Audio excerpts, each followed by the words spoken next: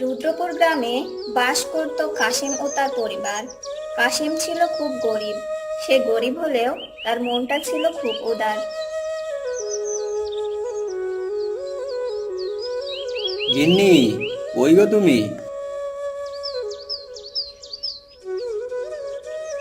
কি গো, এত সকাল সকাল তোমার আবার কি হলো? এত ডাকছো যে? আমি একটু মাঠের দিকে গেলাম। তুমি রান্না করা শেষ করে খাবারটা মাঠে দিয়ে আসবে কেমন? আচ্ছা যাও, তুমি মাঠে গিয়ে কাজ শুরু করো, আমি রান্না করে খাবার নিয়ে আসবো। আমার কাঁচিটা দাও তো দেখি।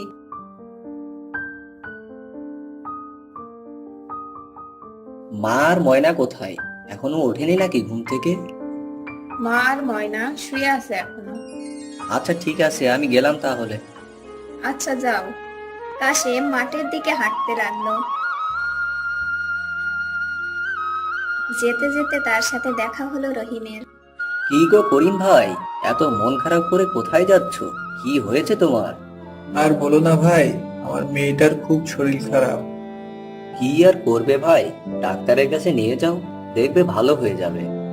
টাকা না থাকলে ডাক্তারের কাছে কিভাবে নিব ভাই?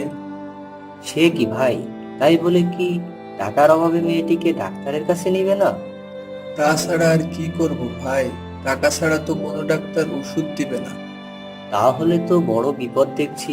তুমি এক কাজ করো ভাই, আমার বাড়িতে গিয়ে তোমার ভাবিকে বলবে আমি তোমাকে 1,000 টাকা দিতে বলেছি। সেই টাকা দিয়েই তুমি তোমার মেয়েকে ওষুধ কিনে দিও।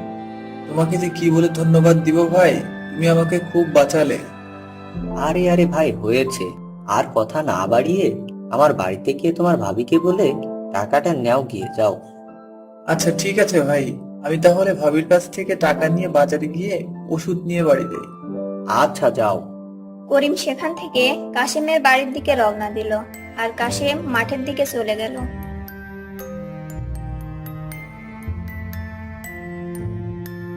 ভাবি, ও ভাবি, বাড়িতে আছো? কোথায় গো, তুমি একটু বাইরে আসো না। আরে করিম ভাই যে, তাই এ অসময়ে কি মনে করে? একটু শুনি। মাঠে যাওয়ার সময় কাশেম ভাইয়ের সাথে দেখা হলো। কাশেম ভাই তোমার কাছ থেকে 1,000 টাকা নিতে বলল। ও আচ্ছা আচ্ছা, তুমি একটু দাঁড়াও, আমি এক্ষুনি আসছি। এই বলে কমলা ঘরের ভিতর গেল।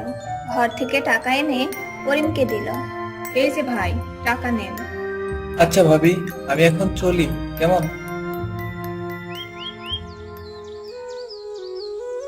পরের দিন।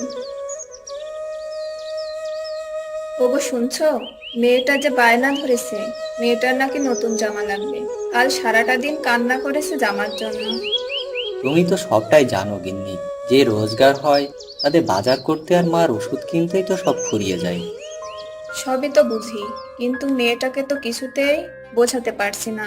কাল অতগুলো টাকা করিম ভাইকে দিয়ে দিলে কেন? টাকাগুলো থাকলে যে আজ কাজে লাগতো আমাদের।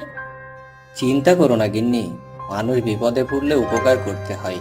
তাছাড়া কিছুদিন পরেই করিম ভাই টাকাগুলো ফিরিয়ে দেবে। বাবা, ও বাবা, আমাকে একটা নতুন জামা কিনে দাও না বাবা। রূপার বাবা রূপাকে নতুন জামা কিনে দিয়েছে, তুমি আমাকে কিনে দাও না বাবা। আচ্ছা ঠিক আছে মা, আমি আজ কাজ থেকে আসার সময় তোর জন্য নতুন জামা নিয়ে আসবো, কেমন? ওগো শুনছো, আমার তো মনেই ছিল না মায়ের ওষুধ শেষ। কি বলো, সেই দিন না ওষুধ কিনে আনলাম? এত তাড়াতাড়ি শেষ হলো কিভাবে গো? আজ 2 দিন শেষ হয়েছে মায়ের ওষুধ। এখন কি করি? আজ যে টাকার কাজ করব তা দিয়ে তো দুটো জিনিস কেনা হবে না। মা রে, কাল তোর জন্য জামা কিনে আন, আজ তোর দাদির ওষুধ কিনে আনতে হবে যে। আচ্ছা, কাল কিন্তু আমাকে জামা কিনে দিবা বাবা। আচ্ছা তাই দিব, পাগলি মা আমারে। কাশেম কাজের জন্য বাড়ি থেকে বের হয়ে পড়ল, আর কাজ শেষে ওষুধ কিনে বাড়ি ফিরল। কয়েকদিন পরে রাতে তারা ঘুমিয়েছিল, তখন খুব জোরে বৃষ্টি শুরু হলো। ওগো ওঠো তাড়াতাড়ি, দেখো বৃষ্টির পানি সব ঘরের চালের ফাঁক দিয়ে ভিতরে পড়ছে। তোমাকে সেই কবে বলছি ঘরের চালটা ঠিক করো, তুমি তো আমার কথাই শোনো না। এবার সারা রাত বৃষ্টিতে ভিজো। আমি কোন দিকে যাব বলো? কাজ করে বাজার করা, মায়ের ওষুধ কিনতে হয়। এই সব কিছু করে তারপরে তো ঘরের কাজ করবো নাকি? সেটা তো বুঝি।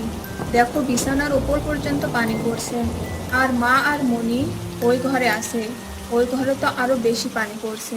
এই বৃষ্টির ভেতরেও ওরা ঘুমাবে কিভাবে বলো তো? কি করবো গিন্নি, গরিব মানুষ, এইটুকু কষ্ট তো সহ্য করতেই হবে। আচ্ছা যাই হোক, সব কাজের আগে ঘরের চাল সারানোর ব্যবস্থা করো।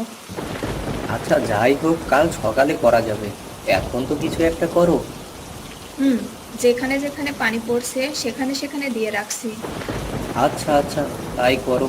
সারাদিন এত পরিশ্রম করে রাতের বেলা একটু মন ভরে ঘুমাবো, তারও কোনো উপায় নেই। বিধাতা যে কপালে কবে সুখ লিখবে কে জানে। থালা বাসন এনে সব জায়গায় দিল।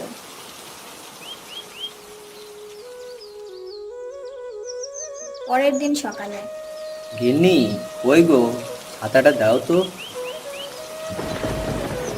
ছাতা নিয়ে কোথায় যাবা এই বৃষ্টির ভিতর? দেখি গ্রামের ভিতর গিয়ে কোনো কাজ পাই নাকি। ঘরে বসে থাকলে তো আর হচ্ছে না। সাবধানে যাবা। কাশেম বাড়ি থেকে কাজের জন্য বের হলো, কিন্তু গ্রামের ভিতর কাউকে দেখতে পায় না।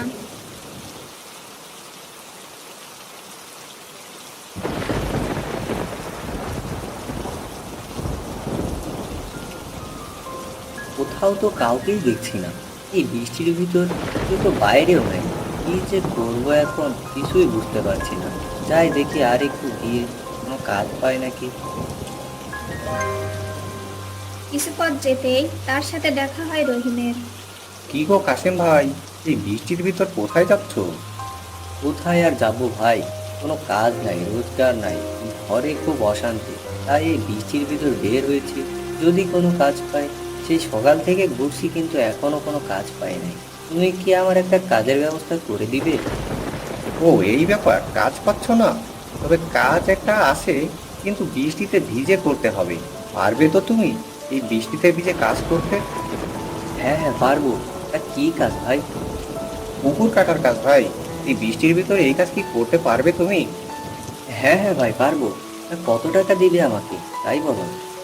তোমাকে দিন প্রতি 500 টাকা করে দেবো। করবে নাকি তাই বলো? 500 টাকা? ঠিক আছে ভাই, 500 টাকা করেই দিও। আচ্ছা তাহলে আসো আমার সাথে।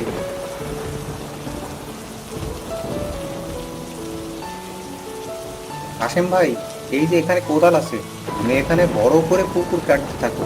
আমি পরে এসে তোমাকে টাকা দিয়ে যাব, কেমন? এই বলে রহিম ওখান থেকে চলে গেল, আর কাশেম তার কাজ করতে শুরু করলো।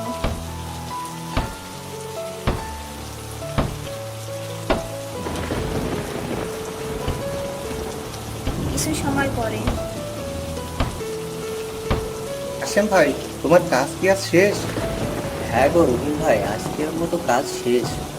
আচ্ছা এই যে ভাই, তোমার আজকের টাকাটা।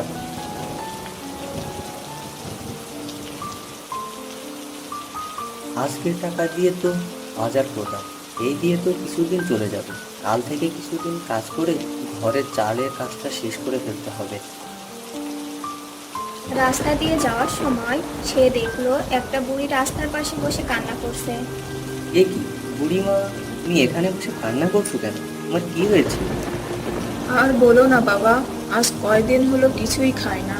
বাড়িতে রান্না করার মতো কিছুই নাই যে সেগুলো রান্না করে খাবো। ও এই ব্যাপার। আচ্ছা বুড়িমা, তুমি আমার এই বাজারটা রাখো, আমি কাল না হয় আবার আমার বাজার করে নিব। আর ঘরের চালের কাজ না হয় কিছুদিন পরেই করব। ঘরের চালে কি হয়েছে বাবা কাশেম? আর বলো না বুড়িমা, ঘরের চালটা ফুটো হয়ে গেছে। বৃষ্টি হলে ঘরের ভিতর পানি পড়ে। ভেবেছিলাম কাল থেকে কয়দিন কাজ করে ঘরের চালটা সারাবো, কিন্তু তা তো হবে না। কিছুদিন পরেই নাই করব ঘরের কাজ। ও আচ্ছা, এই ব্যাপার। বাবা তুমি এই পটলের বীজগুলো রাখো, এই পটলের বীজগুলো ঘরের পাশে লাগিয়ে দিও, কেমন? আচ্ছা বুড়িমা, আমি তাহলে যাই, তুমি বাড়ি চলে যাও, কেমন?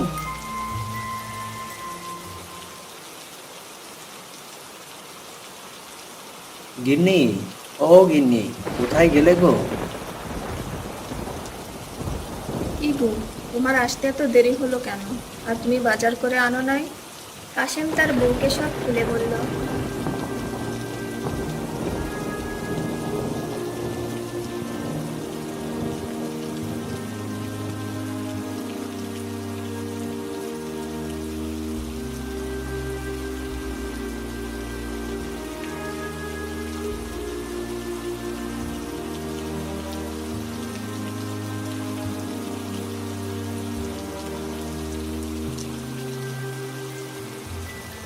তুমি খুব ভালো কাজ করেছো গো। আচ্ছা তুমি ঘরে আসো, আমি খাবার দিচ্ছি। আচ্ছা গিন্নি, তুমি খাবার বাও, আমি বুড়ি দেওয়া বীজগুলো লাগিয়ে আসি। এই বলে কাশেম বীজগুলো লাগিয়ে ঘরের ভিতর খাবার খেতে বসে। পরের দিন সকালে ওগো, ওই গো, বাইরে এসো তাড়াতাড়ি। কি গো, এইভাবে ডাকছো কেন? কি হলো? চালের দিকে একটু তাকাও তো। আরে আমি এ কি দেখছি? ঘরের চাল তো দেখছি সব পটল গাছে সেয়ে গেছে। এখন তো আর বৃষ্টি হলেও ঘরের ভেতর পানি পড়বে না।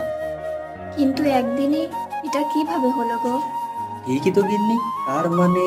তার মানে বুড়িমা কোনো মানুষ ছিল না, হয়তোবা কোনো জাদুকর হবে।